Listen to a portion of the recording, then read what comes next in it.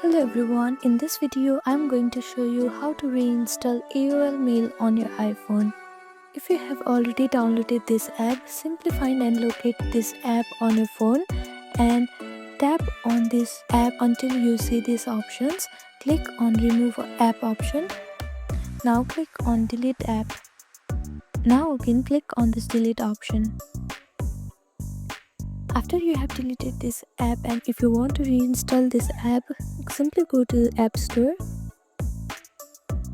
Now after you open your App Store, you can see the search icon on the bottom right corner. Click on it and on the search bar type in AOL Mail. Now scroll down a little bit until you see this logo. Click on it. As you have deleted this app and you want to reinstall it once again, you can see this cloud-like button instead of get button here. Click on that button. Now your download will be started.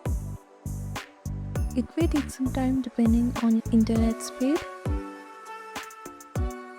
After your download is completed, you can see open button like this. Click on open to use AOL Mail on your iPhone. So this is how you can reinstall AOL Mail on your iPhone. Thank you for watching this video. Please do not forget to like, share and subscribe to our channel and comment down below if you have any other queries. Thank you.